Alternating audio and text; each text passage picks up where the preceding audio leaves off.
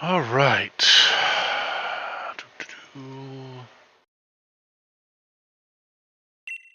English. Me. I is Tom. Boink. Boink. Boink. Yeah, that works.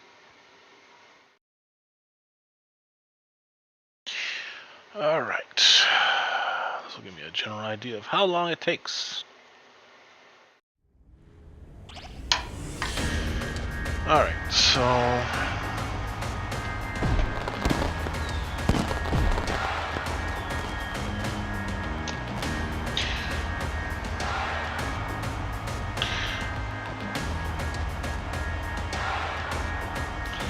alright. Our beloved Galar region is a wonderful place with thriving nature. Beautiful cities and many Pokemon with which we share our lives. As you know, our society is able to thrive.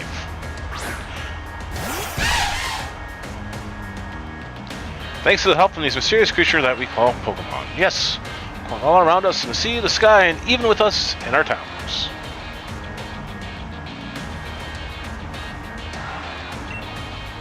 And those of us who choose to raise and train Pokemon to do battle and compete, we call Pokemon trainers.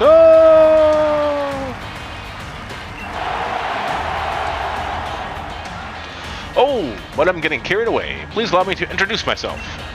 My name is Rose. It's a pleasure to be here. Now, turn your gaze to the Galar region's greatest Pokemon trainer, your undefeated champion. It's time for Champion Leon's exhibition match! Woo! Yeah!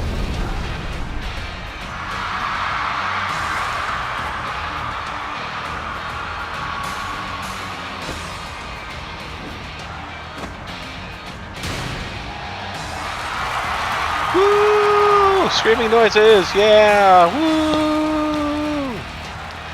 Exhibition or not, Leon, your pristine record is about to end when I beat you here today. You know I don't lose battles, Ryan. Charizard Dynamax!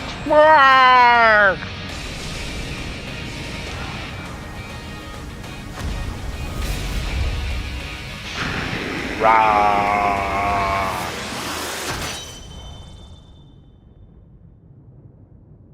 Okay. Alright, so the intro is still going, okay. Bah, bah, black sheep. Have you any wool? Yes, sir. Yes, sir. 3 bags full.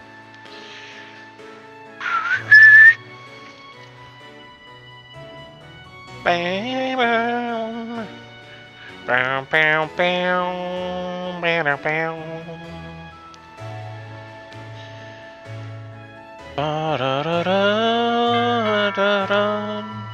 Hello, hello. Your flash new phone, huh, Tom? Flash on it, but you can't cheer him on with your hands full.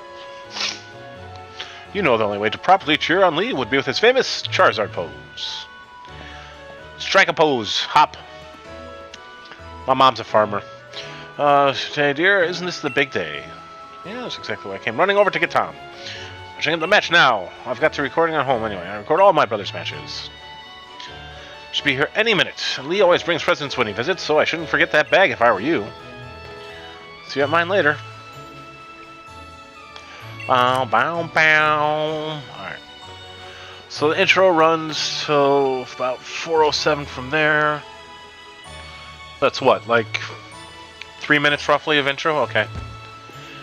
And then we can explore the house. Alright. Mutta! Hey, Mutta! Alright, so we need our hat, and we need our bag, right here. And look, I'm using lime green and orangish red. We got a Ferris wheel. Do you ever see that Ferris wheel in this game? Yes, you do. And we got this. Anyways. Bum bum. Ba da da da dun da da dun da dun da da dun. Okay. All set. Yes, adventure guide. Adventure guide. Adventure! Alright.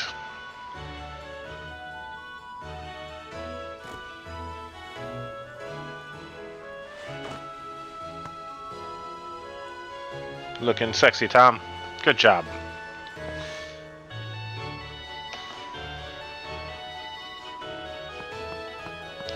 Badoo. Badoo-doo. Badoo-doo-doo what? Anyways. Aha! Have a look at you, Tom. That old bag looks like I could pull you over. So you know that should hold anything Lee might bring, even if it's as big as a Snorlax.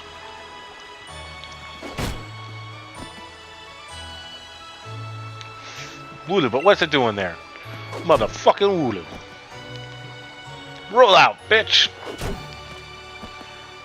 Silly, what switch up to? Don't go use a tackle on the fence. That's a rollout. That's not a tackle. Scary Pokemon living in the slumbering weald. Meh. Meh. Taken care of. Now that that's taken care of, well, it keeps doing what you said not to do. Okay, sure. Pardon me. Making my home first, lugging on that big old bag. Yeah, well, that's kind of how this game works. Your rival runs off and leaves you behind. Hi, Wooloo. Meh. Meh. Butterfrees, more Wooloos.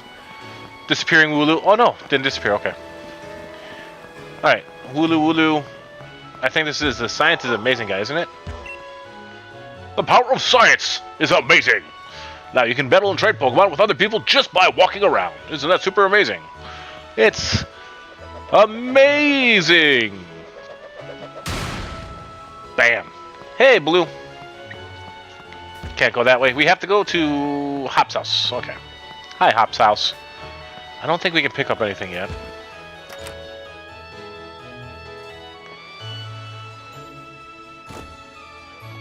Ba-da-dun, dun, dun, dun, dun. Mom, is he here? There you are. At last, Hop. Oh, and you brought along Tom. Hello, dear. Where's Lee? Have you got him cramped in a cupboard? Time. Well, let's learn some patience. Alright, probably only just arrived at the station. Hopeless with directions, so I'll make sure he doesn't get lost on the way. Oh, will you? Yes, it's probably for the best, blah, blah, blah. Alright, so apparently I'm rather new here since I've never met his brother? I've always wondered that about this game. Like, am I relatively new to the area? Have I been here for a while? Because, you know, you're friends with your rival. You know his mom knows you, so had to have been here for a short time. I guess his brother's just busy with the whole champion thing. Yep, and alright, yep, I know, can't go in the grass. Alright. So we just go forward, blop, blop, blop, blop, plop, plop, plop, plop. Run, keep going past Hop. Well, should see what he says. Is it worth it stopping and talking to him? Okay, nope, he just tells you keep going forward. Okay. Forward to adventure! Doop, doop, doop, doop, doop, doop, doop. And we're in Wedgehurst. So, about 8:38. So, from 4:07 to about 8:38 to get to Wedgehurst. So, this is the intro. Wedgehurst. Then we got another cutscene. 8:08 to something. Cutscene. Hello, Wedgehurst. Your champion Leon is back. I'll promise I'll keep doing my best to deliver the greatest battles for you all to watch. It's always amazing to me how small Charizard actually is. Growing up as a kid, I used to think Charizard was a huge Pokemon, right? But no, he's rather petite for as big impact he makes on the Pokemon world. Charizard and Pikachu is in like every game. I can understand Pikachu. Pikachu's the face of Pokemon, right? It's always just killed me that Charizard's in like everything. Alright. Grar! I should probably talk about the Pokedex exit thing, the Dexit, as they called it, during this game. since this is the first game where you couldn't use all the Pokemon at once. Look at you, Hop! I reckon you've grown exactly an inch and a quarter since the last time I saw you! Anyways. I am Tom. Tom is I. You have a weird goddamn beard. I don't like his beard. Okay, unbeatable Leon, blah blah blah.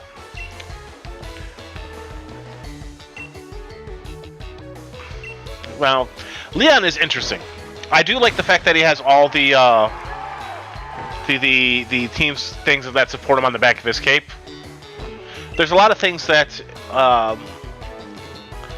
if you just like kind of look at the game character-wise, you can kind of see a lot more of the about 1055. Oh, it's kind of still going, and then we get our Pokemon choice here. Ba-da-da! Oh, man. Alright then, the greatest gift from the greatest champion. It's showtime, everyone! Probably talk about the Pokemon and their base stats and all that kind of stuff here. I won't go into like details like, oh, you know, this Pokemon's a bruiser or blah blah blah thing, right? That's never really been my style of play. I'm not a competitive guy, so we'll just cover the base stats, so in case people want to know them.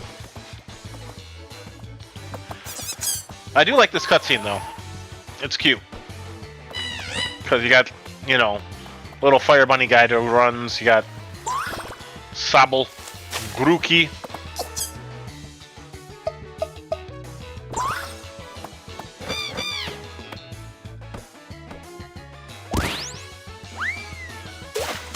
I always did like this little thing because chirp, chirp, chirp. All right. Pop, pop, pop, pop. Now, when I play this game for real, I won't really be using these Pokemon. I will be. All right, so 1227. I'm going to be actually. Maybe not just, you know, not on screen. I don't know. We'll see. But my plan is I'm going to actually use a kind of jokey team in a sense. My plan is to breed up some shinies and then bring them over to this game using Pokemon Home. I plan on using a team based around the whole concept of waifu Pokemon kind of deal for the most part. And similar things to that nature. I had a friend of mine in Discord. She helped me figure out which Pokemon would be fun to use. Kind of figured out, you know, Pokemon I've never used before, or I've only used once or twice in the whole time I've played Pokemon since like Pokemon Red and Blue, all that kind of stuff, right? So I'm not going to reveal who they are until I actually play the game. But, yeah, they are all Pokemon I have never used except for one. The one I have used is one I used in Red and Blue. So that'll kind of give you a clue about, game-wise, which Pokemon it could possibly be, right? But yeah, the whole idea, like I said, is going to be, you know, waifu type Pokemon thing. So I thought it'd be funny. When I played Shield for myself, I decided to do a little bit like a challenge run, and I bred shiny dragon types. So like I had like Goomy, I had Noivern. Let's see, I used the new dragon Pokemon that was in this one, the one that looks like a steel building, all this kind of stuff, bred them to be shiny. And I did a playthrough with just dragon types. You know, they have secondary typing. Like Noivern has 2 typing, I think, you know, all that kind of stuff. But it was a fun little challenge run because there were certain gyms that gave me a hard time. Like there's an ice gym. So, yeah, that was actually quite a bit of fun. So I'm looking forward to doing another based more on a joke, but it's going to end up being less of a challenge run because it's not going to be all one typing. It's not all like fairy typing or whatever, right? But that's how I do challenge runs. I don't really do getting the best Pokemon ever runs, right? That's fun. You can do that, but for me, Pokemon, the thing I like to do, I like to play the games, and I like to get all the Pokemon. So yeah, so it doesn't matter who I choose. I like Score Bunny. I think Score Bunny is really cute. When I played Sword, which was the first one of these two I played, I used Sobble. And then when I played Shield, I grabbed him. Didn't use him. But we'll use Score Bunny for this little practice run. Fill diversity with fire passion! Yes, I am! Yay! I'm Score Bunny! No! No nickname. The Pokemon that I breed will have nicknames, though. I just have to decide on a theme. The Dragon-type Pokemon was easy. I just used classic mythical dragons, so names. So something like Stormworm and stuff like that. So, hey, nerd, how you doing? All right. I'm practicing a little bit for when I go to start recording this. I've got all of Metroid Prime Remastered done. I just have to finish editing about another 4 hours worth of footage. Most of it is me running around being lost trying to find power-ups. But I want to run through and do a little bit of practice on this one, kind of figure out timing on some stuff, like how long is the intro, that all that kind of stuff. But how are you doing? Do. Alright. Ba, black sheep, yes. Have you any wool? Yes, sir, yes, sir. 3 bags full. Alright. Haha, he's all alone. Cry, little monkey lizard. Cry. Ah, that's a pretty good typing. He's got a fire type and a water type there. That'll work.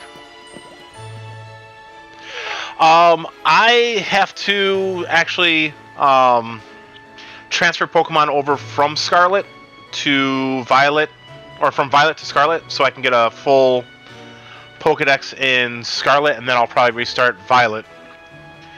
But I might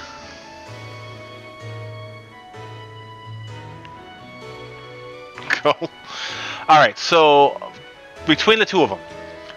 So Sword and Shield, I think, have a less serious storyline, but they have the linearity of them make them a little bit easier. Some of the characters are a little more memorable in this game to me, but the characters that are memorable in Scarlet and Violet are much more memorable. They're much deeper characters in some way. This game is all about overcoming what holds you back, in my opinion, where which can be a grown-up tale in some ways, but this one is definitely more kiddie than Scarlet and Violet. I think Scarlet and Violet, as an adult looking at the game, have more serious punch to them. Their story to me is much more about finding your family on your own, kind of like the family you find rather than the family you're given. It's basically all about kids who in a lot of ways are abandoned by the adults that they rely on. Whereas, like I said, this game is all about the overcoming of adversity that they put on themselves. Pokemon-wise, right? Pokemon-wise, I think this game had Pokemon that I remember least. A lot of them felt more based heavily on Pokemon that came before, right? Which makes sense. For first foray onto the Switch, of course, they're going to try and use more Pokemon that are kind of somewhat nostalgic feeling. Whereas I find Scarlet and Violet didn't rely too much on nostalgia-bait Pokemon, and more into Pokemon that made to me at least, a lot more sense to the world that you're exploring. I prefer the open world that Scarlet and Violet have. As I said, though, it did make the challenge for Scarlet and Violet a bit higher, because it would be easy to go from a gym where you're fighting level 15 Pokemon to a gym where you're fighting level 40, if you decide to go off track.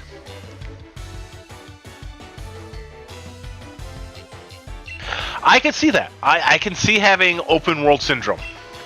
Big time with Scarlet and Violet, right? But for me, it was a little freeing. I felt like I really was on the adventure more than the games where it's very linear. Like, oh, you go from town A to town B, town B to town T, in these games for the most part. Whereas Scarlet and Violet, it was more have at you, right? Which is kind of what these games were all about, like exploration and adventure. And you think about the whole basis of Pokemon was Sugimori and his adventures as a kid in the forest, right? You just kind of go in the forest and explore. But it made sense up to a point of having a world that was very linear. You had only so much that you could really do with the games and still market them the way they were marketed, right? For the original Game Boy ones. Red and blue, yellow, and all that, right? There's a lot of stuff to do in them, and I think those games would have been a little too overwhelming with the collection aspect if they were open world. Whereas this game started the whole exploration of how would open world work in Pokemon with the wild areas. And then you had Arceus, which was like, okay, well, we're going to give you an open world, but you can only explore certain areas at a time. And then you had Scarlet and Violet, where it was like, go! So, I don't know, I didn't fall into the whole, like, where should I go next thing. It was, for me, I literally just kind of wandered around, and thankfully in Scarlet, which was the one I played first, even though I ended up kind of way off field, because of the amount of Pokemon I was catching and battling,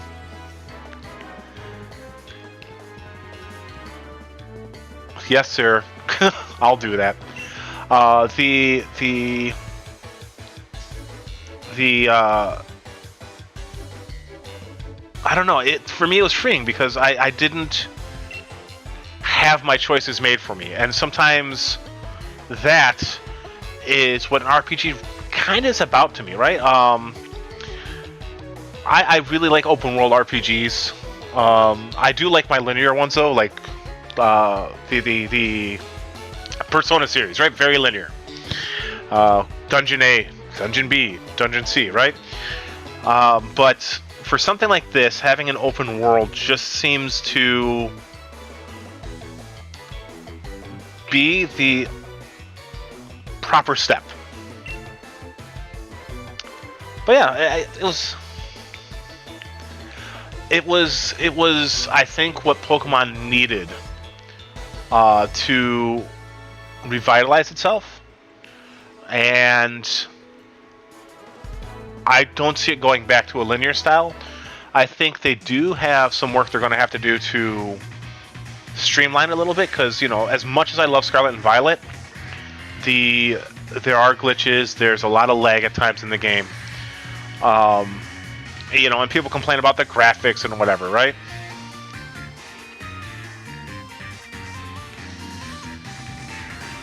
Yeah, I could understand. I have to admit, the remakes of Diamond and Pearl are my least favorite Pokemon games. I already own Diamond and Pearl. I got them on the 2DS, the DS, sorry, not 2DS. I got them on the DS ages ago. In fact, I still have my original Diamond and Pearl carts. But the remakes were... I didn't want to see the games completely remade that way. The chibi graphics were great. They were fun. It was a nice little trip back in memory lane to the original games up until the 3DS era. But they should have done something more like Fire Red, Leaf Green. Fire Red and Leaf Green, in my opinion, are the epitome of what a Pokemon remake should be. Where you have the original game, you have all the original beats that you have to follow, but they added more to it. It wasn't just Red and Blue, you know?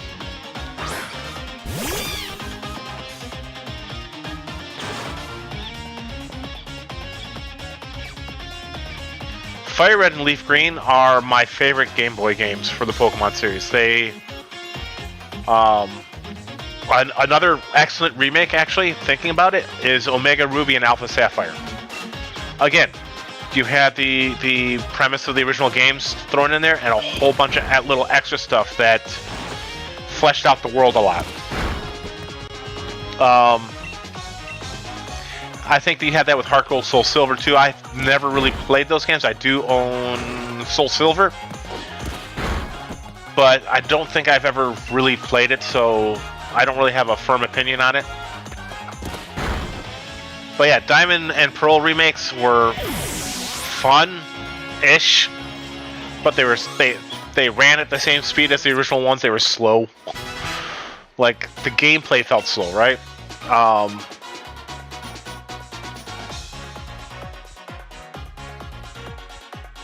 Oh man, that sucks. I have Soul Silver, and I actually Soul Silver and Heart Gold had what was called the Pokewalker included with it.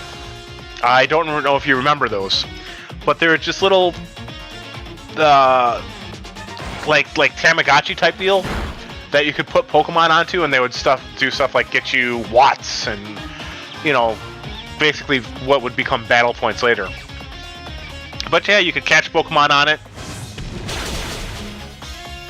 Mine works too, actually. I put a new battery in it, and it turned on. I was like, oh my god! And it has 5 Pokemon on there. My son had caught, because Soul Silver was his cart ages ago, and it still has all the Pokemon he caught on there. They're all Hoots, but he caught them.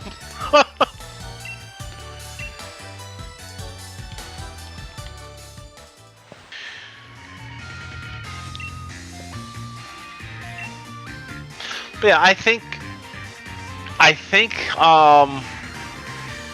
Scarlet and Violet are the necessary step. They do need to streamline it a little bit, and hopefully the kinks will be worked out by the next game, or even with the DLC. I'm hoping the kinks are a little bit more worked out.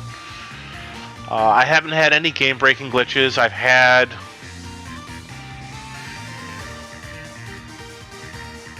this is a capture card. I have. I'll take a picture of it if I remember and show it to you on Discord. But my capture card is just a little HDMI to USB capture card. It's $15, I think. I got it, and you know, it's worked for what, a year and a half, 2 years now with no problem. There's a little bit of delay on some games, you know, between hitting the button and when it runs, but I'm getting like almost no delay to this game. So it depends on the game and how much you need, like second to second kind of deal on your input to the system lag, right? I think part of it is, I think a lot of the games on the Switch are like the good games on Switch and PS4 and all that kind of stuff are definitely taken to the whole idea that your controllers are usually cordless. So I think they already take into a little bit of count the lag that would happen there. And because of that, I don't really experience too much lag from the system to the capture card. Games that I don't like to play anyways are the only ones that I've really experienced lag that's rough. Like, you know, I'm not a big FPS guy or Battle Royale type guy. And so those games, even just the quarter second of delay can get you killed. But I'm like, it doesn't matter. I'm not big on it anyways. But Metroid Prime is a shooter game, basically, you know. And other than sometimes having delays on button presses to jumps, actually. Not shooting or anything like that, but my jumps sometimes felt a little laggy. So I'd miss a jump here or there. Beyond that, didn't really... Oh, there goes the Wooloo. Beyond that, I've never really experienced lag with this capture card. So... But yeah, it's just a little $15 Chinese HDMI USB capture card. When I say little, it's like about the size of... I have wireless headphones that go to a USB stick kind of deal for the signal, and it's just a little bigger than that. So, you know, this isn't the Radeon or anything like that. It's freaking, you know, a $15 capture card that works really fucking well. Alright, we'll go save it.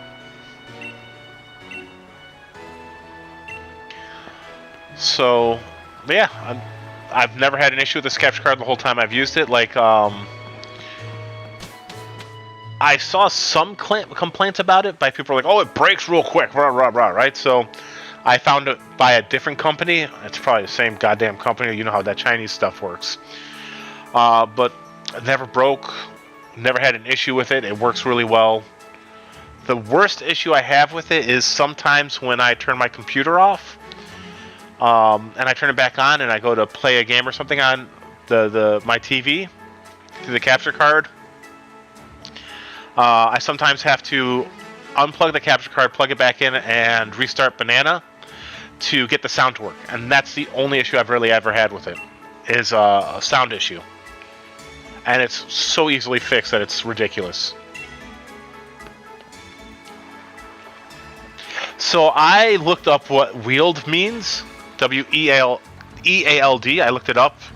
And it basically means a heavily forested area. So, yeah. Oh no, it's a wild Pokemon.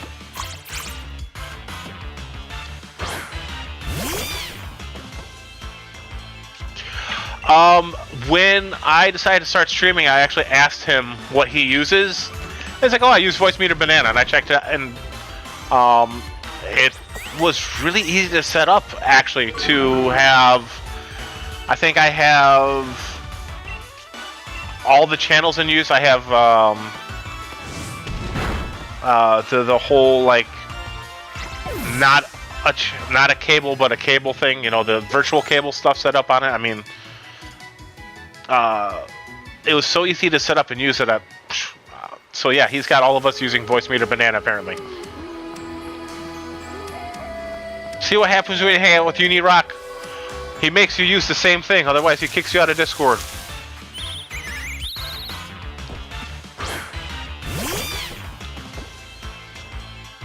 But yeah, so I'm practicing for a bit for the, like I said, I've just kind of want to figure out some of the timing stuff on there, because I'm going to try and put the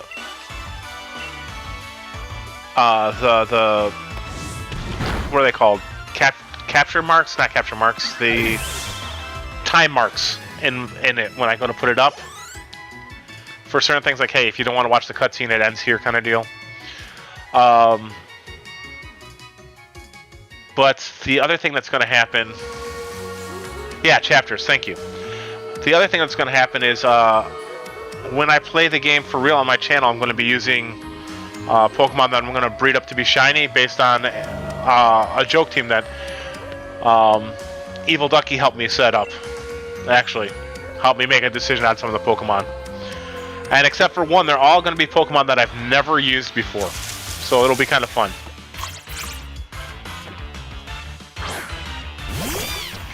So so I'm going to make them shiny. Right, so I have to get to the second wild area, which is the nearest breeding center. Or the nearest daycare center. Then I'll transfer over all the Pokemon to get a full Pokedex, which I'll be able to get the... Oh, I might have to go further ahead, too.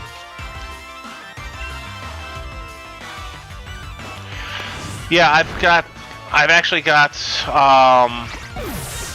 I've got to also sit down with Naked at some point because I captured a whole bunch of Pokemon from Pokemon Violet for him. And then he's going to help me transfer Pokemon from Pokemon Violet to my game on Scarlet, so that I can have a full Pokedex on Scarlet.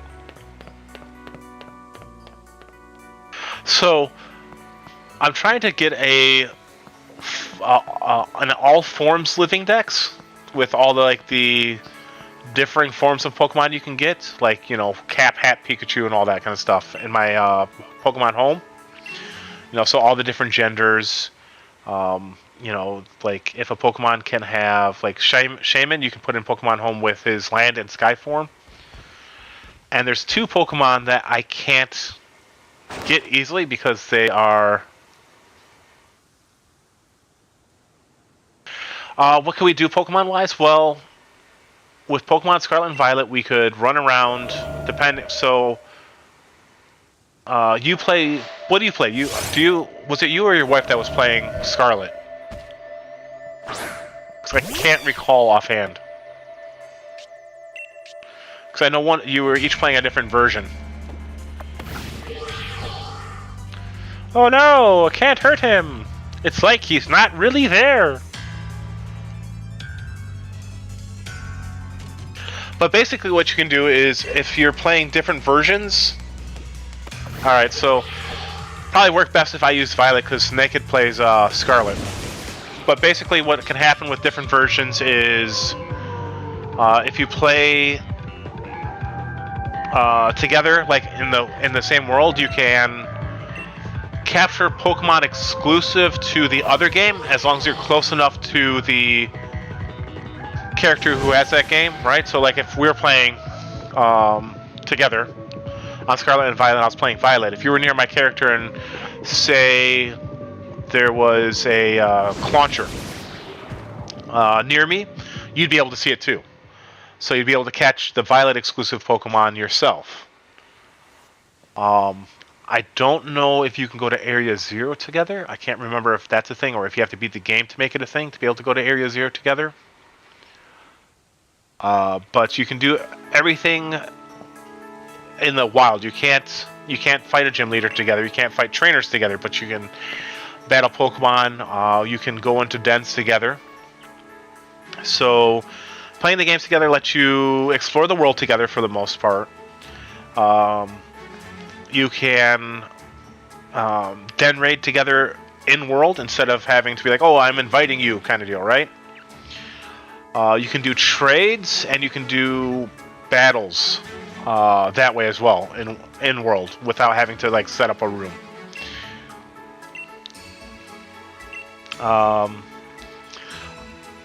But that's about it. It's an enhanced version of what you can do in Sword and Shield. Sword and Shield, it was you can invite people to battle you, trade, and go into the dens.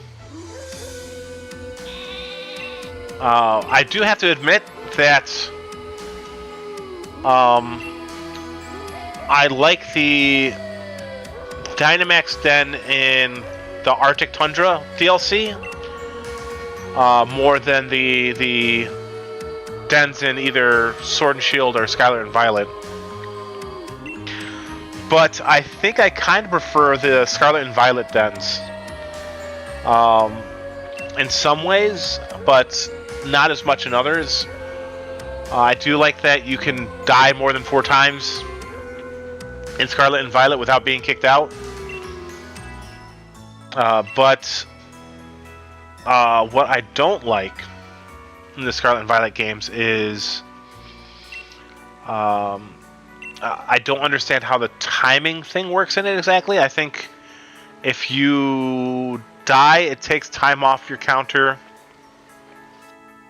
And sometimes the game, because of the lag issue that it sometimes has, sometimes you might beat the guy, but it doesn't count it because somebody dies, and you know, I don't know how they set up proprietary timer on it, right?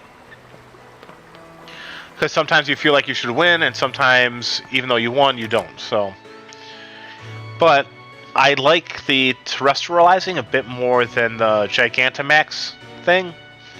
I like how the Pokemon look all crystallized. I think that's really cool. I don't like the hats though. I do not like the terrestrialized hats. Pardon me.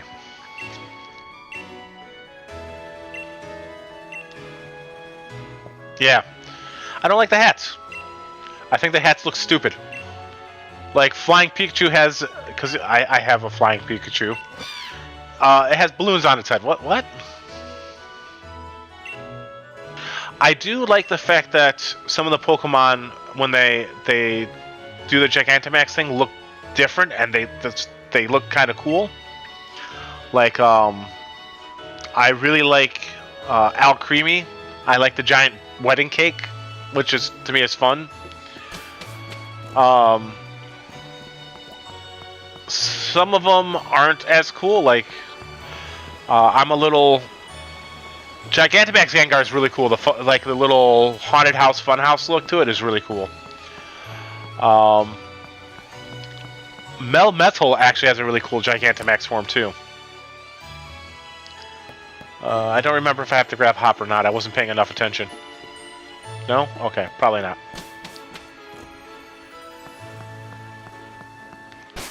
Did I get Pokeballs? Because I think your mom gives you some? Yeah, okay. I don't remember. So when I considered when I played this game, I have to admit I spent for Sword and Shield because I really wanted a shiny Wooloo. I think I spent about 4 hours in the grass just hunting Wooloo when I first played Shield, even though I ended up not using him at all. But alright.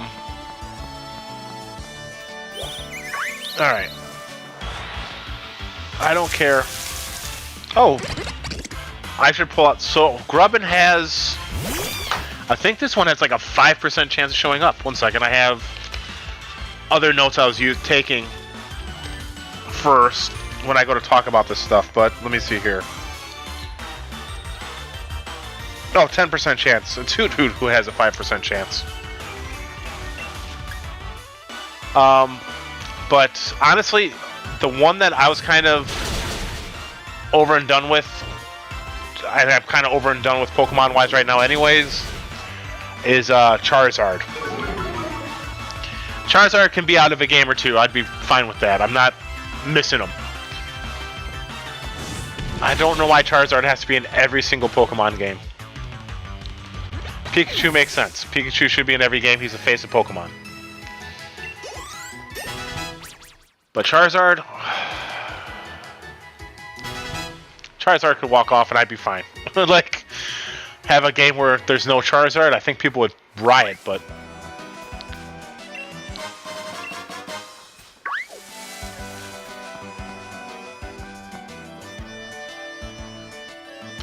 Yes, yes, they came out first. I don't care if Charizard doesn't need to be in the game. Charizard's done with for a while. Like, give him a break. Charizard needs a nap. One thing that this game has that Scarlet and Violet don't have that I really, really enjoyed was the clothing options. I liked being able to not have to wear a uniform.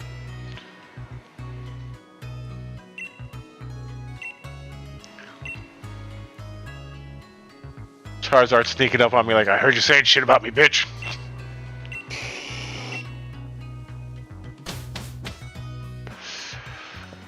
I don't know, I'm kind of Charizard burnt out, that's all. I do have to say that I do like the whole Mega Evolution thing and the Gigantamax giving it a Dragon typing. That is cool. I like that. But I didn't say he has to leave the card game. Just take him out of the Pokemon games for a second. Put him in the DLC instead of putting him in the main game.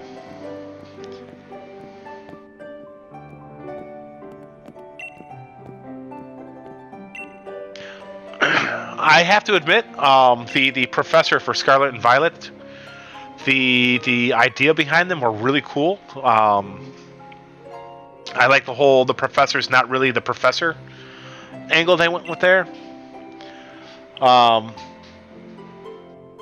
And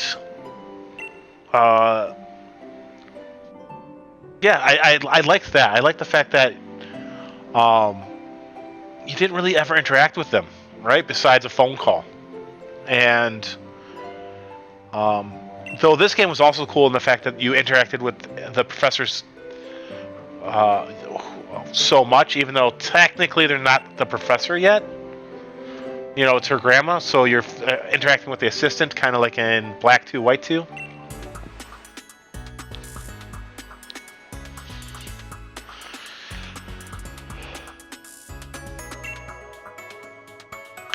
So, how do you feel about the Pokedex culling that they do in the games now, where they don't have all 8 billion Pokemon in it?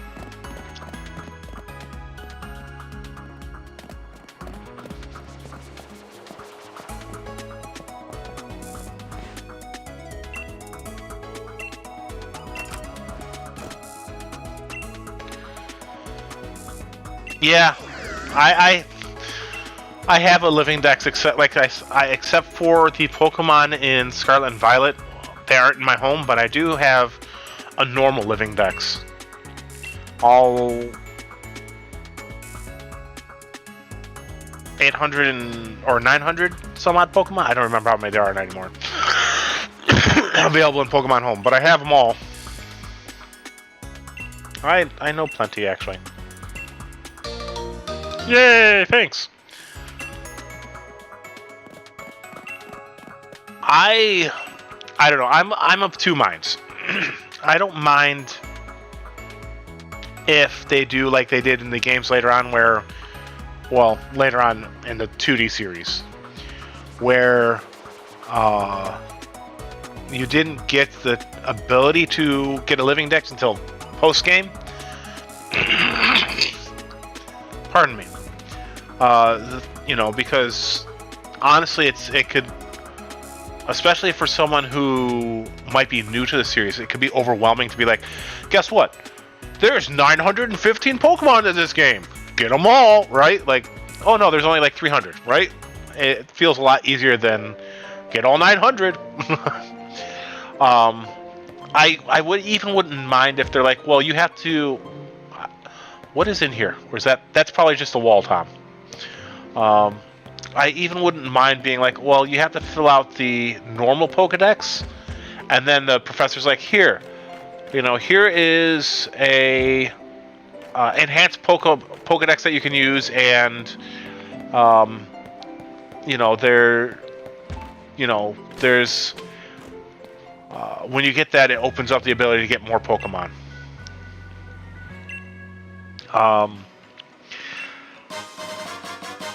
I wouldn't mind so much being able to get a living dex, just because as each game has come out, I've made sure to keep a living dex running.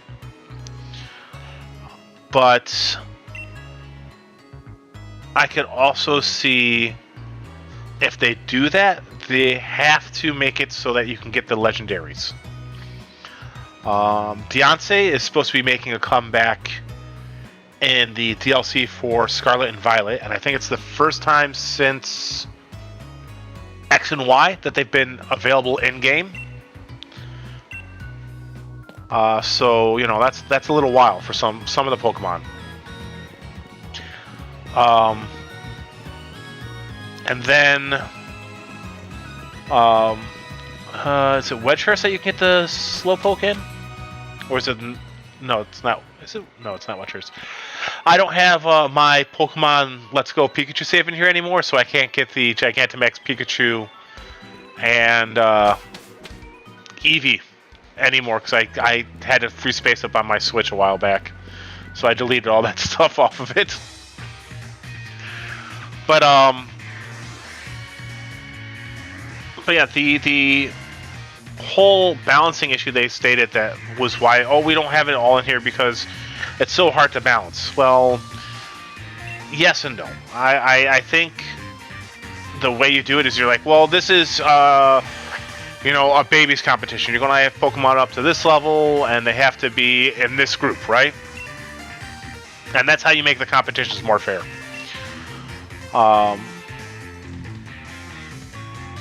But yeah, I think if they decide to go back to Living Dex kind of deal, or National Dex, they definitely have to do it post-game. Or within the first DLC or something like that. Like, within the 2 DLCs, they add in, you know, some... I don't know. It'd have to be something that's... Nope. That's right, you don't have to. I don't want potions. Fuck you.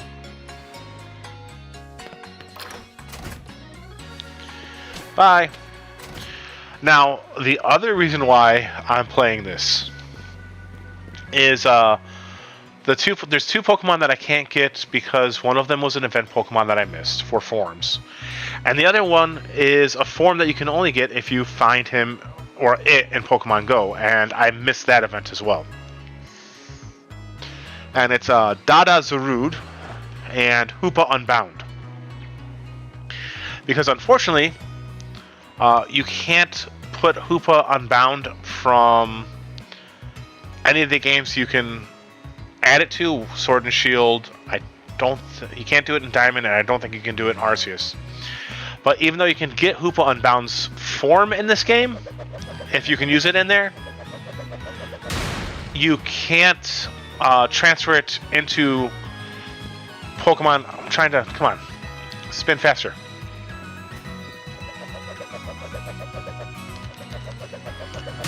I thought it was this game. One of the games, even you spin the character, you can spin. It's Scarlet and Violet. You can spin them real fast. But the other forms I need to work on getting that are only available in this game is one of the Urshifus and all the Alcremie. There's only 76 Alcremie forms. I have 3. So that's the other thing I'm going to be doing in this game. After I beat it up for my channel, is I'm going to be breeding Alcremie like fucking mad. I told myself to do it when I first got these games because I knew that if I didn't do it, it was going to take me a while to get around to doing it.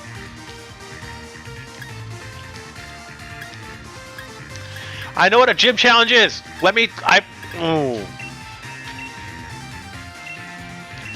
That's one thing I hate about these games. Is they're like, oh, do you know what a gym is? No, I don't. I've only been playing them since Red and Blue.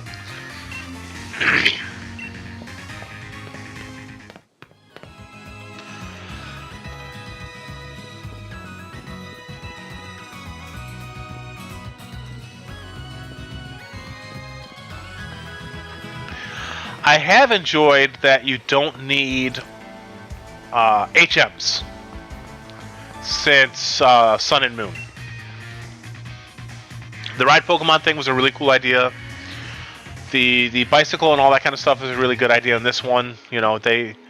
fuck, I know how to catch Pokemon. But because I haven't caught any Pokemon, he has to teach me. Son of a bitch.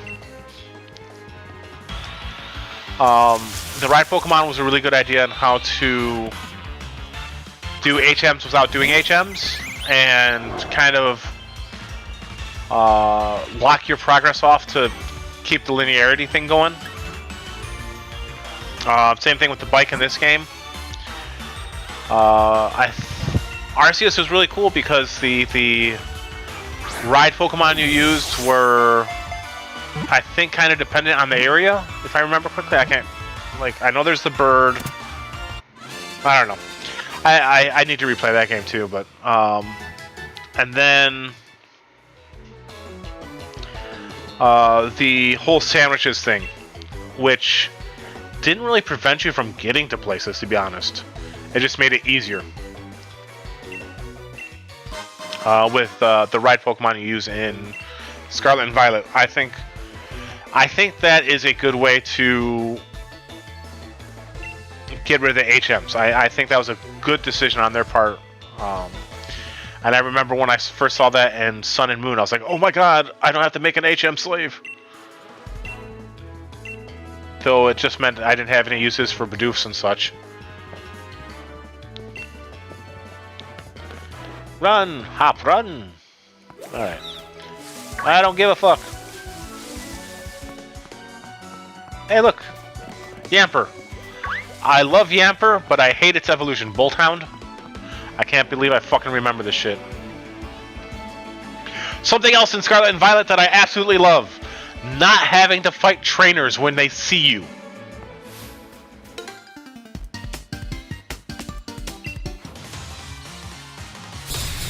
I absolutely love the fact that I can skip trainers, heal up, and go and fight them after.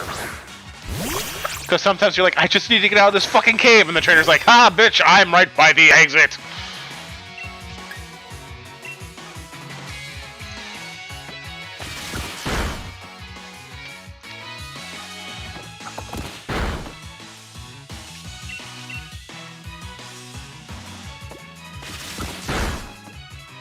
I should just use Ember. Note to self, Tom. Write it down. Print out nature's chart. And I should probably print out the advantage and disadvantage chart. Just because there are so many types now for my brain that I can never remember who's weak to what. I mean, beyond I think the introduction to the steel typing is where I start running into issues. The moment they added fairy typing, I was really out of fucking luck. I was like, I don't remember any of this. Like, I know fairy's good against dragon? I think. I know steel's good against dragon. But beyond that, it's like, I think fairy's weak to steel or bug or like I'm always like maybe, and then you choose the wrong move. You're like fuck.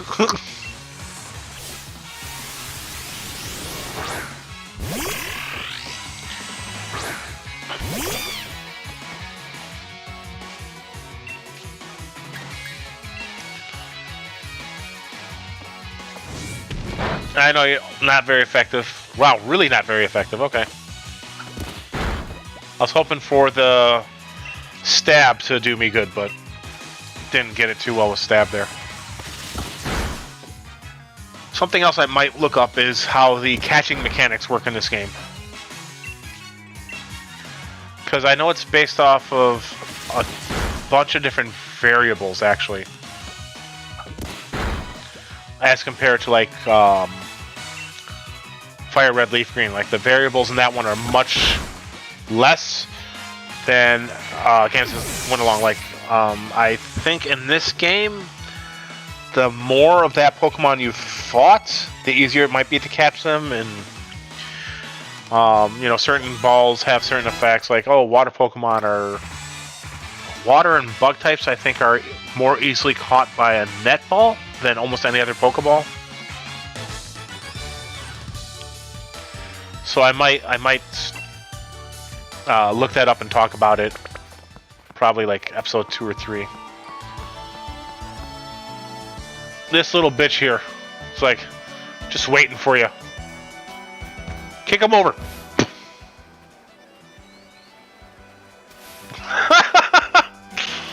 Speed lines! I'm going fast.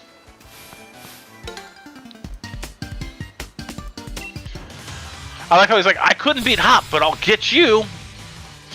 Hey, I kind of like that sweater. I would wear that sweater in real life. Not with shorts, though. Shorts and long sleeve shirts, for some reason, upset me. Weird thing to get annoyed with, but they annoy me. Hey, Ace, what you doing?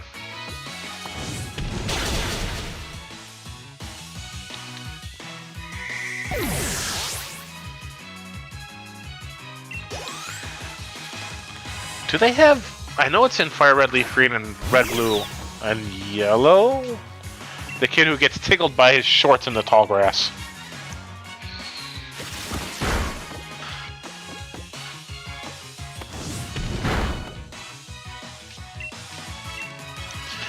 Yeah, I remember playing Red and Blue in college in the student center. All right, let's see if we can win. Ah, bitch.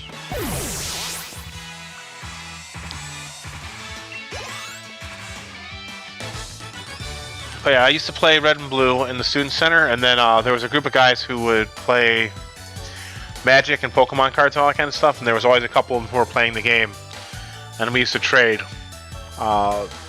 Pokemon. It's weird to think that I played Red and Blue. Oh no, Fire Red, Leaf Green is what I used to play in college, sorry. I played Red and Blue in high school, though.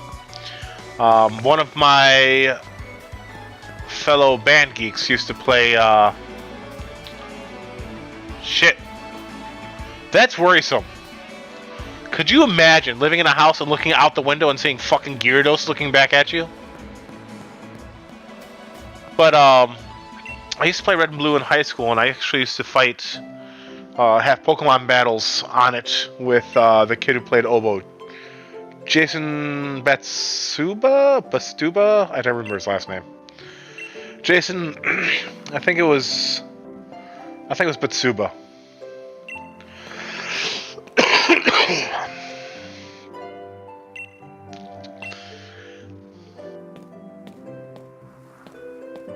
I need to get a drink or something in a second. My throat's getting dry.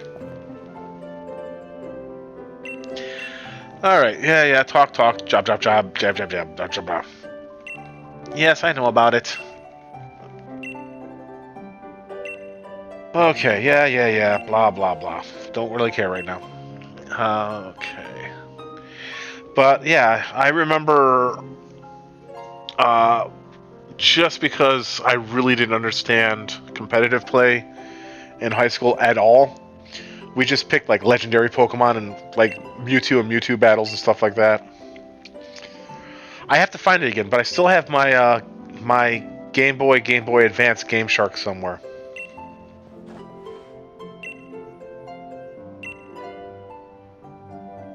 That's how I used to, that's how I got all my Pokemon in Pokemon Emerald. For a full dex there. I used the hex code thing to get Pokemon to pop in the grass, like Celebi. That's how I got my event Pokemon.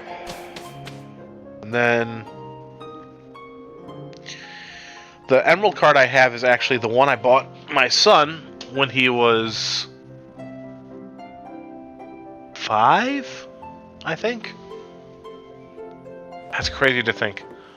Alright, now we gotta go fight Hop again because reasons.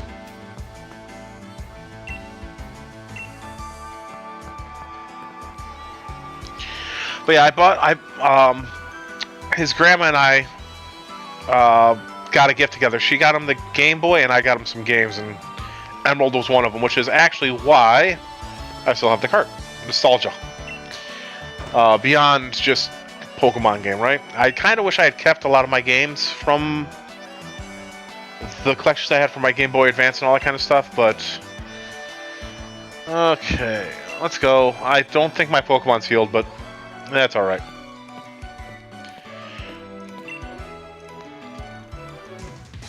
Listen, blah blah blah blah blah blah blah blah.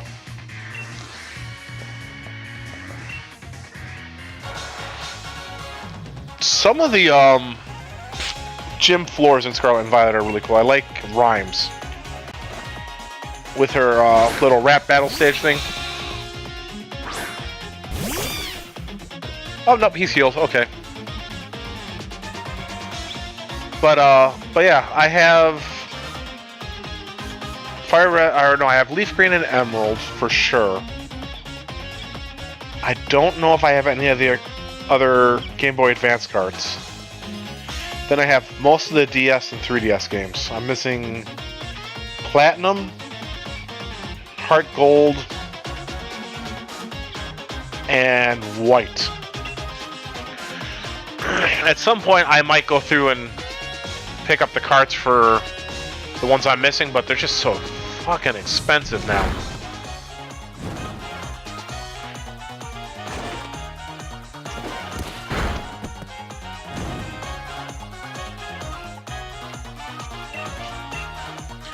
Burn. Burns reduce physical damage that a Pokemon can do, actually. Which makes sense. You know, when you get burned, you don't want to hit you don't want to hit yourself. You're burned, right? I don't know what other status effects do something like that. I know poison, I don't think affects your damage output. Sleep and freeze, of course, do. Paralysis doesn't affect your damage output. It's just a 25% chance of not moving. I think you also take extra damage from fire attacks when you burn them. Or they take extra damage, sorry. That's another note. Look up all effects status changes do.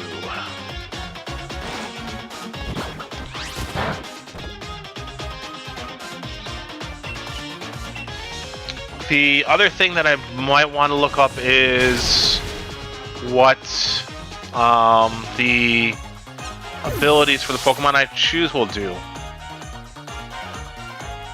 There's too many to look them all up.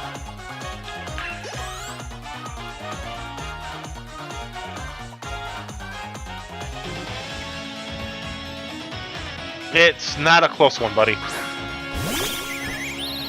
You can tell yourself all you want, but it's not a close one.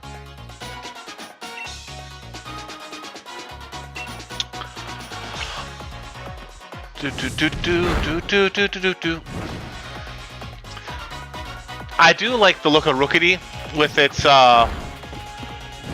with the white spots, which aren't actually part of its eye. It's just a normal like animal camouflage tactic to make its eyes look bigger. The red things are not pupils, the red things are its whole eye.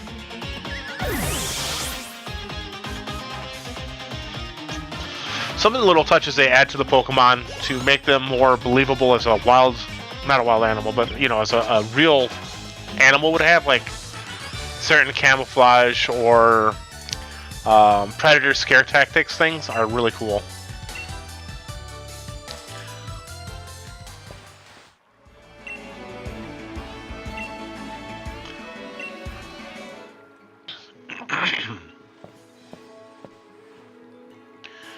Hey, yeah, talk to me. Blah, blah, blah, blah, blah.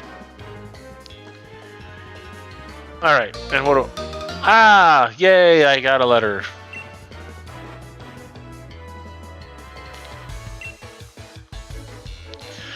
Yeah, Hop is very similar to your main rival in Sun and Moon, Ultra Sun, Ultra Moon, in his happy-go-lucky attitude, but he does have a little more under the engine than the other dude. I can't remember his name at the moment. The other guy is definitely the happy-go-lucky all-the-time sort, whereas Hop ends up having to deal with certain issues of inadequacy.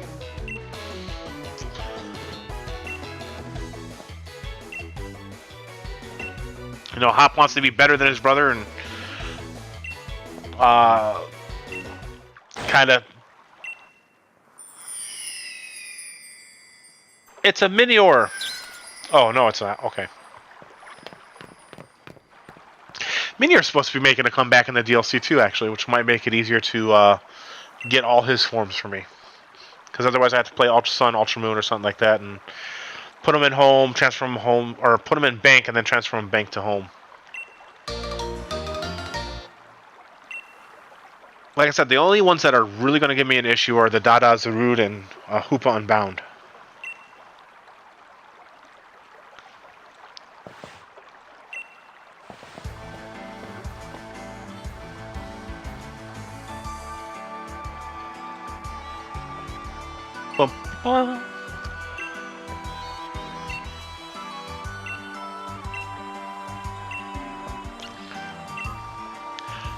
You know, I don't remember a ton from the main game for Sword and Shield, but I do remember the honestly the DLC characters that they added in. I remember a lot better. I almost played Sword, which would be like the 80th time I've played it kind of deal. Just because I enjoy the rival you pick up on the Isle of Armor more than the one you get in this game. You know, you get the little dandy psychic guy in this game, and Sword has the pop idol poison lady.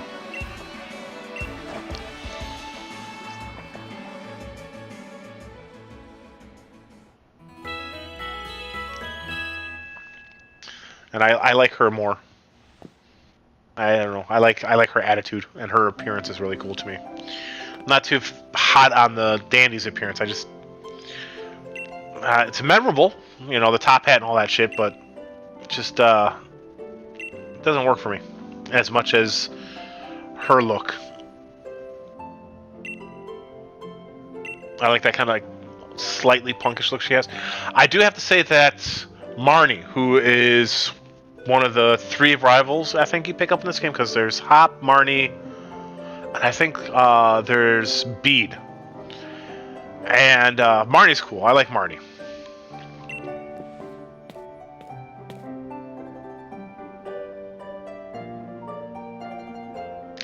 And honestly, I think Marnie's hometown is the only place that really showcases a darker side to this game, because honestly, this, like I said, this game's not really doesn't really have as many deeper, at least to me, undertones that Scarlet and Violet have.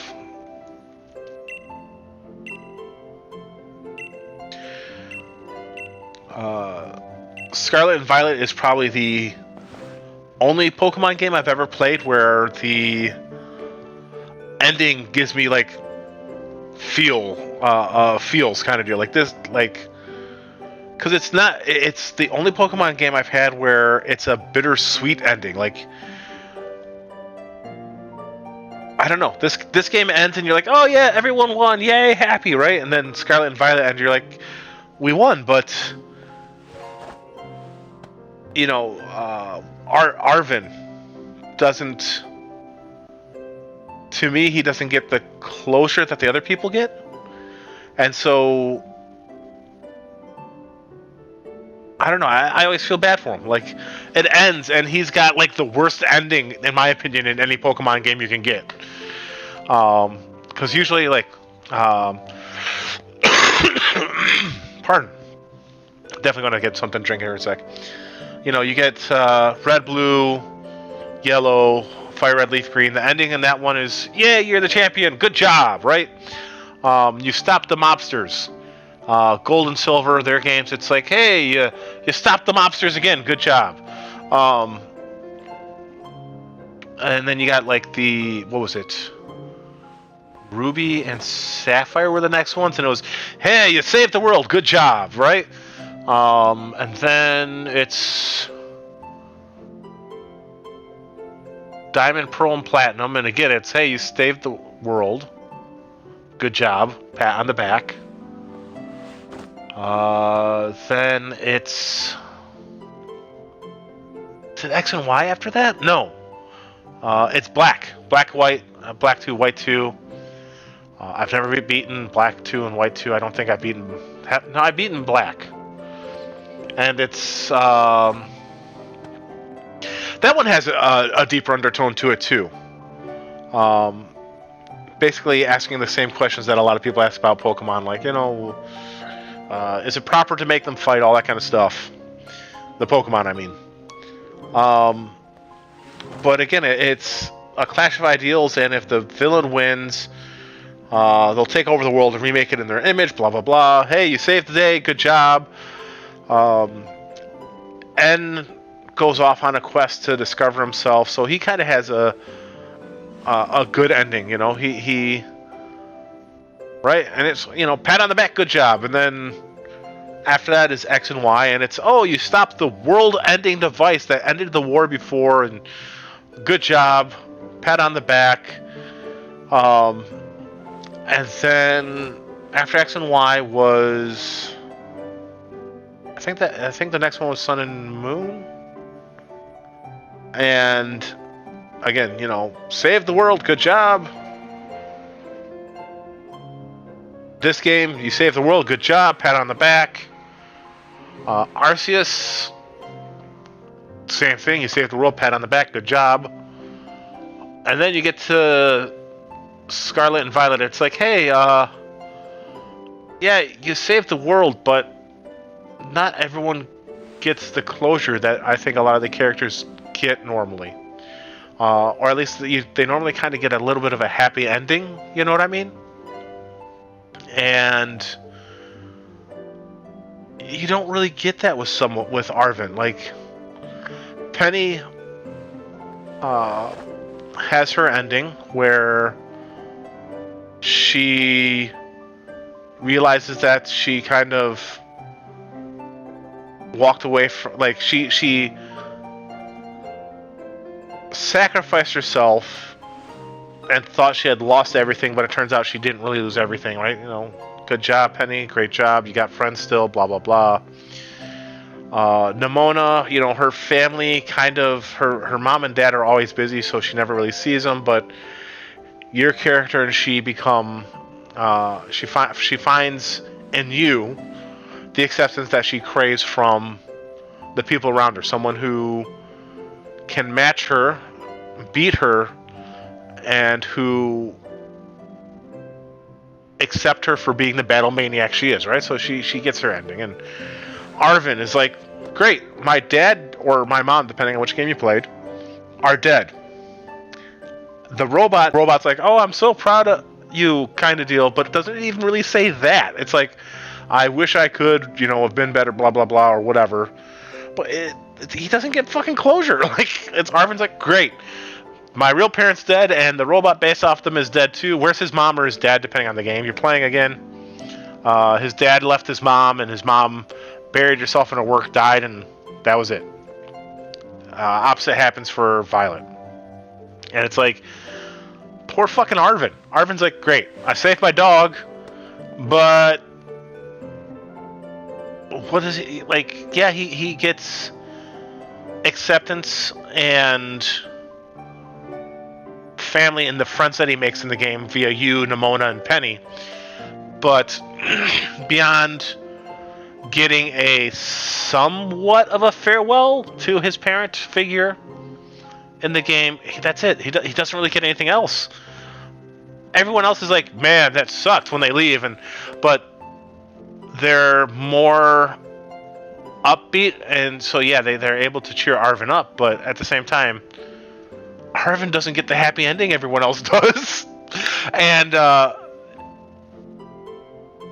it always just struck me as, like, when I first played Scarlet and I beat it, I was like, damn, right? Like, that's kind of heavy for a main character in these games, right? your parental figure's dead, and the thing that took its place is dead too, and Arven's left on his own still. You know, he has his friends, but he doesn't have the closure towards the adult figure in his life that everyone else kind of gets. Like, Nimona is used to her parents not being there, and yeah, it affects her and all that kind of stuff, but like I said, finding you in the game kind of somewhat makes up for it for her. Penny is accepted by the teachers and all that kind of stuff, and yeah, she has to deal with the repercussions of what she did with Team Star and stealing, well, it's more hacking the point system that was set up by the Pokemon League that gets into trouble more than anything else. But Arven's like, yeah, we healed my dog, and the dog that's kind of been with me my whole life, where my parents were always gone and divorced and left and blah blah blah, and that's it. Great, cool. His Mastiff is healthy again, and oh, Arven's dad or mom just jumped into the fucking portal. Cool.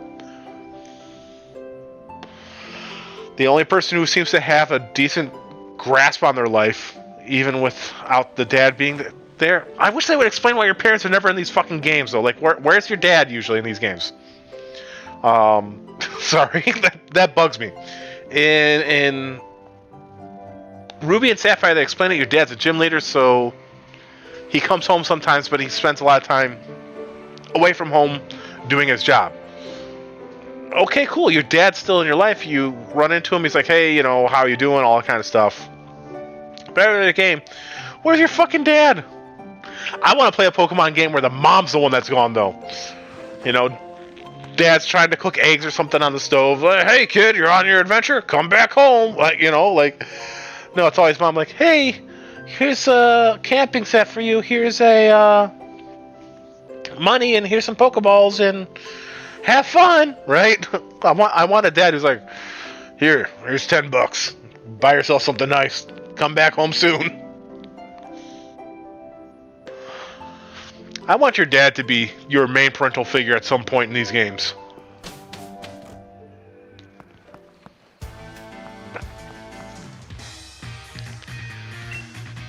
I don't want to race with you. Leave me alone.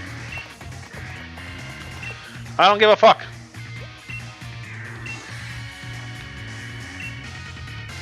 My whole timing thing is shot at the moment because I've been just chatting. Blah, blah, blah, blah. Run! I also love the fact that Scarlet and Violet is one of the few games where your rival is kind of chasing behind you instead of always in front of you. Because she doesn't need to get in front of you. She's already, you know, become a champion. You know, she's been a champion for a minute. So she doesn't have to beat you places to make you feel like you have to catch up to her. You know, you're already playing some form of catch up to her. It's just instead of racing ahead of you, she follows behind you to be like, hey, I want to check up on you, see how you're doing.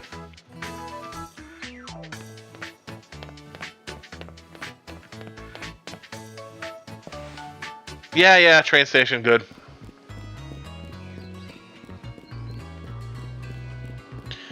Alright, I think I will go grab something to drink real quick after this.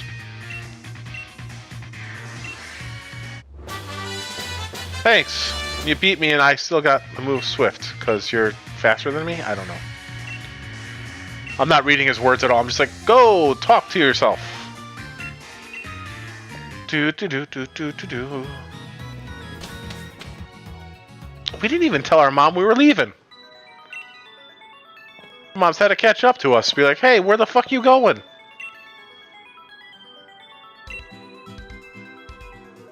I do love how frumpy your mom looks in this game. Like, she's just going to be out in the garden all the time. How the fuck do your moms make money in this game? In any of these games?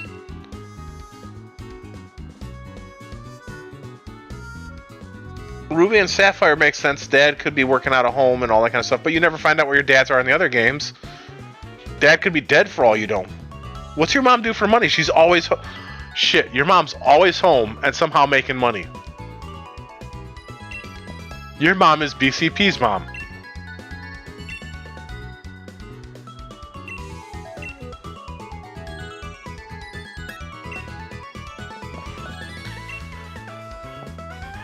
That's... Like, I never really thought about it until just now, because your mom's like, here's this, here's that, here's some running shoes, blah, blah, blah, depending on the game, but except for the one game where your dad works out of the home for sure, and probably, you know, sends money home to you or whatever. None of the other games, how does your mom make money? She's always home. You never see your dad. Dad's gone somewhere. You know, you never even hear about your dad. Mom's never like, oh, honey, your dad just called. He's good. He's overseas.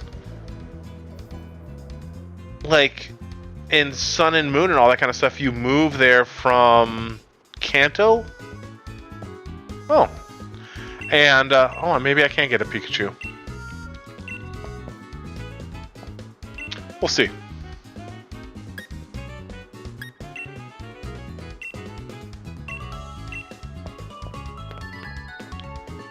Alright. Can I? Oh, I have, okay.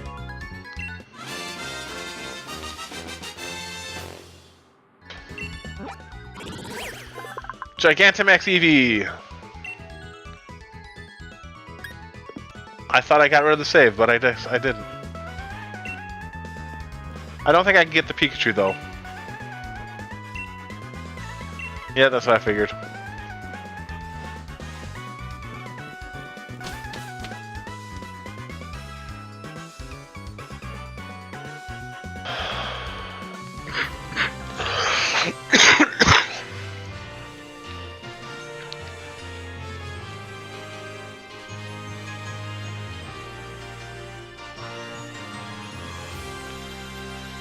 Oh, yay, the wild area! Boo, boo, boo! The wild area is interesting in this game because it doesn't let you capture Pokemon above a certain level unless you have a gym badge for it. Whereas I'm pretty sure you can catch a Pokemon of any level in World in Scarlet and Violet, regardless of what level it's at. You just might not be able to use it.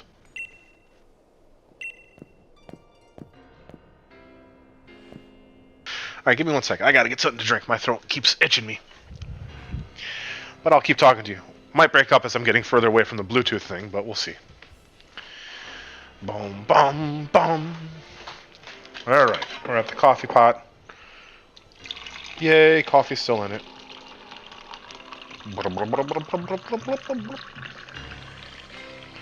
Alright. Oh, that hits the spot. Alright, but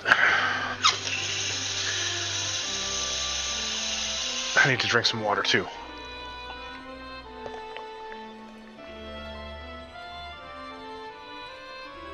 There we go. No more throat tickles. Okay, and we return to the couch. Oh, old man noises.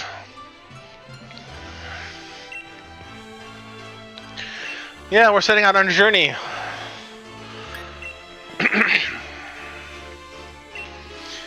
Her character is a cute character.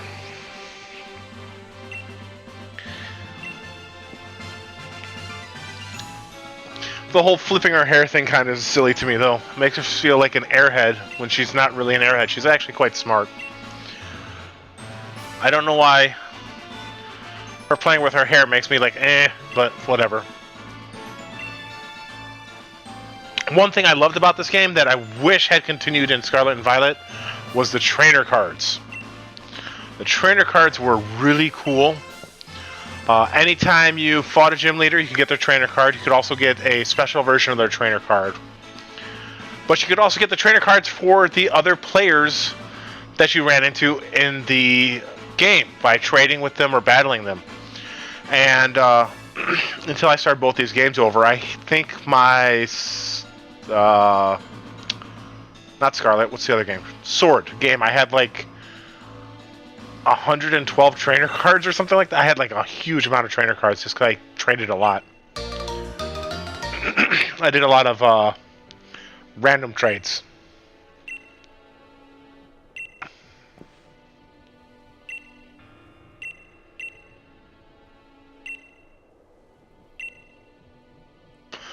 Alright, I think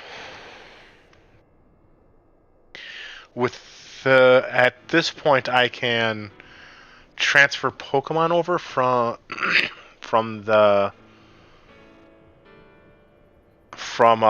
my Pokemon home to this. There's an Onix around here somewhere. There it is. There's also all kinds of letters you can find saying, hey, run from the wild Pokemon. Some of them are too strong for you.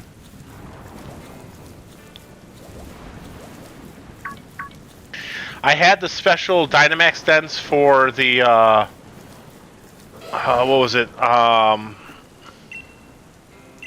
Yeah, I know. Don't worry, I know. God, what was it? Not Axu. Haunter. But yeah, the dens. These are cool.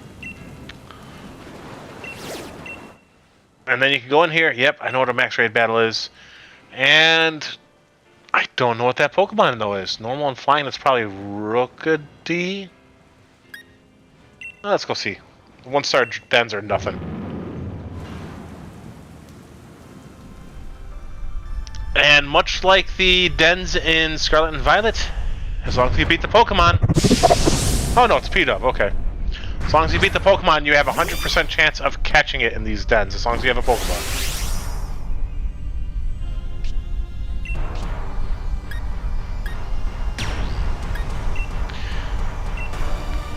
Music in here is cool, though.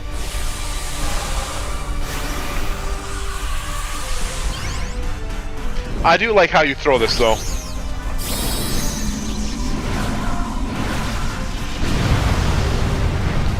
Cool guys never look bad at... Shit, you're loud in this game. Cool guys never look back at explosions. Look at them, all happy bouncing.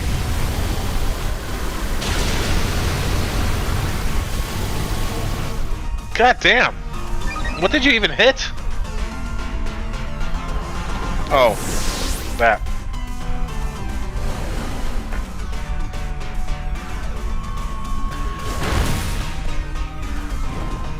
Oh, nice.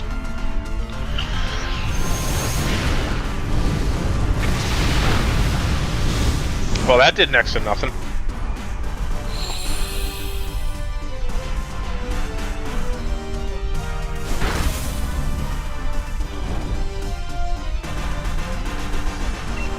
I think the lack of time limit in these is kind of nice, because you don't have to worry about, oh, you know, choosing a move too fast. You can kind of think it through a little bit.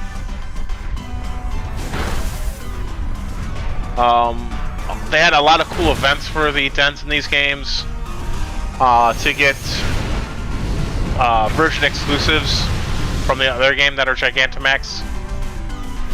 I think this was the only way to get Gigantamax Snorlax until they did Isle of Armor was through the dens. In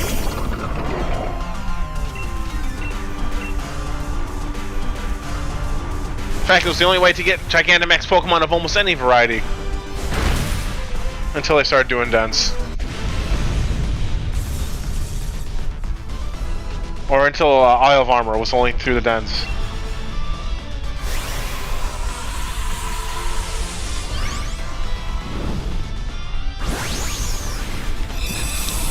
Suck them up.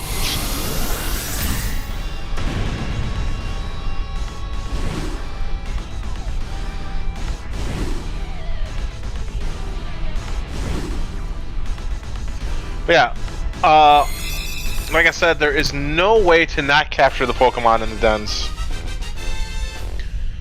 Something else I discovered that I didn't know about actually is there's the multi-dens in the Tundra DLC, the Tundra area.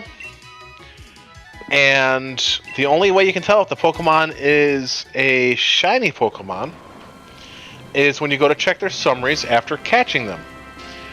I think you have a 1 in 25 chance that any of those Pokemon could be shiny. So your best bet to, if you're shiny hunting in that den section, is to go through and capture all the Pokemon, and then check their summaries when you leave the den. And, you know, you have a pretty good chance of one of them being a shiny. So if I ever shiny hunt in this game again, I'll probably do it that. I'm keep considering doing that for the legendaries you can capture in the games, but that is going to be a whole other kettle of fish. I don't think I'm going to worry too much about shiny hunting until I have my full form living dex. So Y opens up the YCOM, which is basically an online feature. You know, you have to turn it online, connect to the internet. Surprise trades are fun. What the fuck am I looking at? I guess that works. Swap cards. That was a cool feature. I like that. Let's see. But let's see if I'm correct about something real quick. So let's go ahead and save real quick. Yay, save the progress. Alright, so can I, at this point, transfer Pokemon from home over? So you open up home.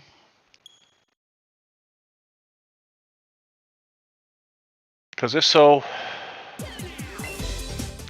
I get a full Pokedex one time. Doot. I'm waiting. Come on. Load up. Boom, boom, boom. Alright. So you go here and it should show Pokemon. So yeah, I used to have Sword, Shield, Diamond, Arceus, and Let's Go Eevee all listed on here. But I deleted most of the games so I could have room for Scarlet, Violet, and Metroid Prime Remaster. So you open up this, connect to the game, and it gives you this screen. The one without anything on it. There we go. Yeah, cool. So I have lots of Pokemon. There you go. Alright. So you go in here and it'll show you what Pokemon you can transfer. If they have a no mark, you can't transfer them. But if they don't, you go here and you just do this.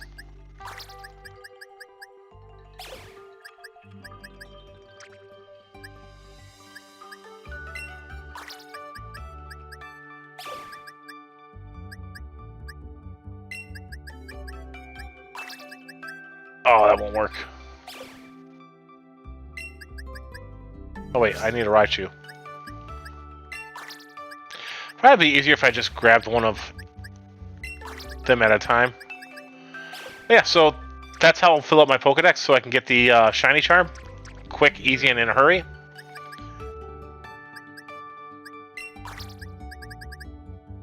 Whoop. Let's return these Pokemon back for now. I'll do this a little bit later because it's going to take a minute.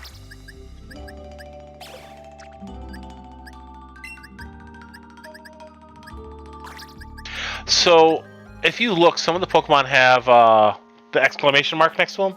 That means they have a move that is unavailable to them in the game you're transferring it to. So, for instance, my Charmeleon here has Dragon Rage, and it is not a move it can use in Sword and Shield. So, transferring it over, it'd have to forget the move. That's all that means. But yeah, so I have lots and lots of Pokemon in my living decks. I've already got it set up to add in Scarlet and Violet guys, like the Combat Taurus line here, with the Water and Fire types as well. I have different genders, they have a different look for a different gender. But I have at least one of every Pokemon up until Scarlet and Violet transferred over already, so... Some of the Pokemon are really cool, like, I do like the Ghost-type Typhlosion. But yeah, so... Lots of Pokemon to transfer over. I think there's 400 some odd you can transfer over. I might spend some time breeding, again, on my own. This one, though, this will be interesting, because I have to figure out where I can capture the Deoxys. And which game I can get it. That'll be easier to transfer it home to, because I have to capture 3 more.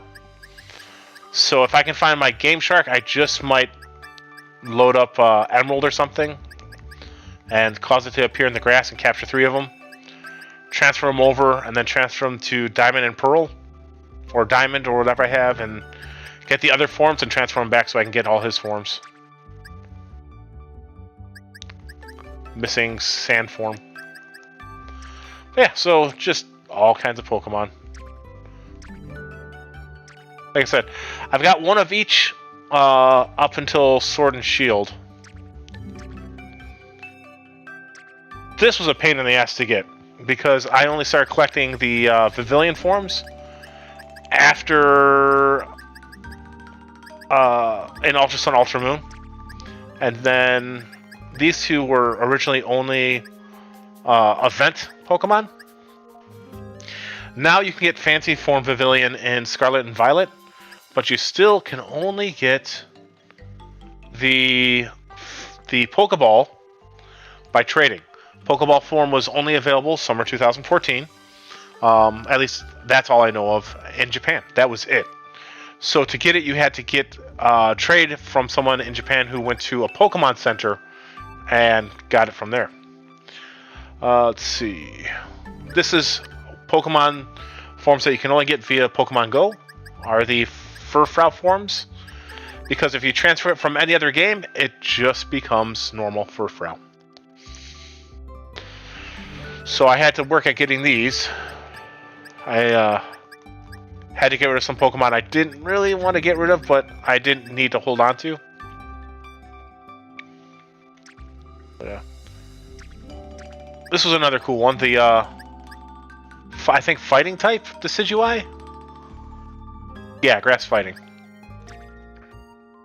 I do like when they do different regional forms. I like the regional form thing. Seeing a different evolution line kind of deal. I can't see this without my eyeglasses on. It just looks like a white blur for Mosa. Yeah, so Diamond and Pearl. Here we are in the games I'm playing right now. These guys are Alcremie. I have 3 forms. 1, 2, 3. I think one of them is my Gigantamax. Yeah. Alcremie is an interesting Pokemon. The way it evolves, so you have to spin it with a fruit or whatever. And depending on how you spin it, what time you spin it. But yeah, I have to get a whole bunch of Alcremie. Let's see. Yeah, I might not worry about the Gigantamax thing. Just make it Gigantamax Urshifu. But yeah, Dada Zarude goes there. Bleh. Another form I'm missing that I have to play Arceus to get is going to be Enamorus in its Therian form. But yeah. But I got spots ready for Scarlet and Violet, and then Shiny. I got plenty of Shiny Pokemon over the years. Some are from Go. Like my Magmar. I have a Magmortar in Go who's shiny, but I haven't transferred him over because he's one of my stronger guys. And I use him to battle in gyms. Some of them are not legit. Like Mew.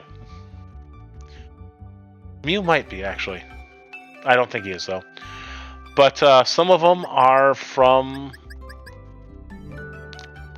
those like, oh, you got it from YouTube or whatever. So Nintendo Hong Kong, Jirachi.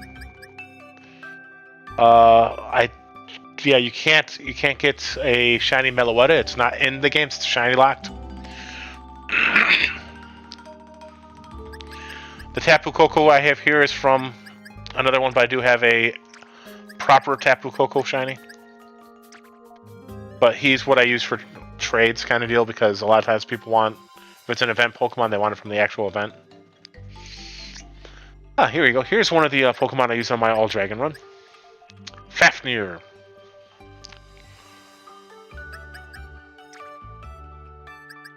Some of these are from... The easiest game to get shinies in for me, though, was definitely Arceus. I got a lot of shinies out of Pokemon Arceus. But yeah, and then these are alpha Pokemon, which you can get basically in Scarlet and Violet, because you have Pokemon who are teeny tiny and Pokemon who are huge, and these are just the huge version from Arceus. Eventually I'm going to have to maybe complete this part. I don't know. This was just for fun for me. I wanted to see how many I could get in one game, and I got a lot. Got a lot. One of my favorites, that is a... Is it in this one? Yeah, my Giant Unknowns. I thought it was in this game. I thought I had an Alpha Zorua. Maybe I don't. Thought I did. Yeah. So one of the things I'll be doing, like I said, offline is going to be transferring everyone over to just fill in the Pokedex. Then I'll transfer them back. And then when I get to Wild Area 2, I'm going to work on hatching shiny. I do have also... I'll do a combination of the Masuda method, which means using a... Basically, I'll be using a non-English Ditto, so not European, all that kind of stuff, unless it's from like Italy or something. And one of my English Pokemon, which increases your shiny odds from an egg, and then the shiny charm increases it further. So here's a funny alpha to me. Alpha Togepi. I considered doing a tiny dex at one point, but that's just too much work. And then just extras. I started organizing by Pokemon at one point. And then I was like, that's too much. Got lots of Magikarp. Yeah, basically I got up to Magikarp, I was like, I don't want to do it anymore. Ditto. I had to fill this box up with Ditto to get one of the stickers in Pokemon Home. But yeah, so there. Okay. I should probably head off to bed because I have to get up and moving early tomorrow, and it's midnight already. So you know what? This is actually a good time to stop before I start playing something again. So thank you very much, everyone who came and hung out with me. I hope you have a great evening or a day, whatever time it is for you. Be happy, be healthy, and I'll be seeing you. Farewell.